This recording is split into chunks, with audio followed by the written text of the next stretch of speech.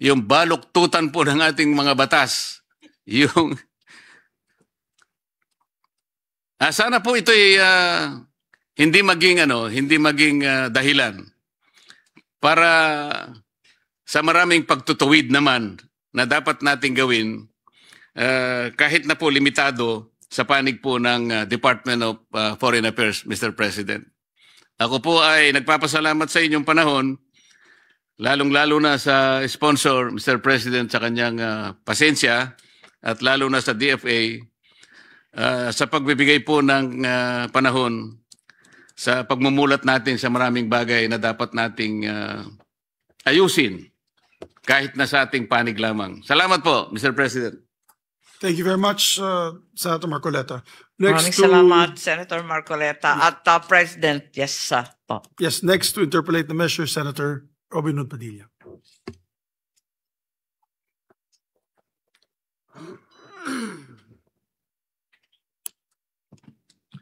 Maraming salamat po, Ginoong Pangulo.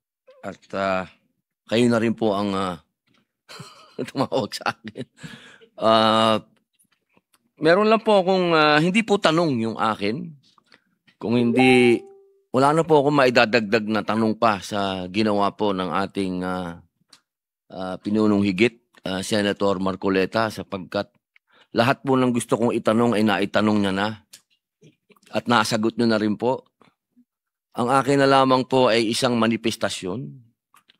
Ako po ay gusto ko lamang pong iparating sa ating mga kababayan ng ating pong DFA ay napakaganda po ng inyong ginawa noong nasa United Nations po kayo sa General Assembly. Hindi po tayo nagpadala sa pressure ng mga malalakas na bansa para tayo po ay bumoto ng no.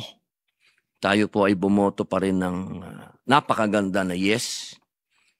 At isa po itong patunay ng atin pong bansa ay may tinatayuan. Ito pong pagtayo po ninyo at pinalakas po ninyo ang boses ng mga Pilipino na tayo po ay nakasuporta sa mga Palestino. Tayo po ay hindi pumapayag sa ginagawang genocide doon. Tayo po ay hindi pumapayag sa mga nangyayaring masasabi po nating ginagamit ang gutom, ginagamit ang mga masasabi po nating mga karumal-dumal na bagay. Sapagkat kayo po ay tumayo doon, ang atin pong kalihim, Ma'am Lazaro. Napakaganda po ng inyong talumpati. Bagamat maraming tao magsabing hindi ko naintindihan dahil English, pero naintindihan ko po. Isa pong napakagandang talumpati, lalong-lalo na po sa usapin ng humanitarian.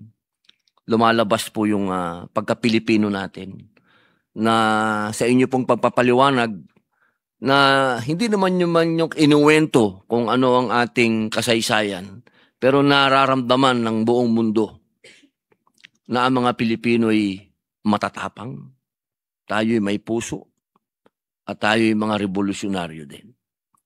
Ako po ay very proud sa inyo, ma'am, at sa DFA. Isang pagpapakita na tayo po ay independent nation. Nakakatuwa po. Sa maraming bintang na tayo ay ganito, pero sa pagkakataon na yun, tayo po talaga ay nakatayo sa sarili nating paa. Maraming salamat po.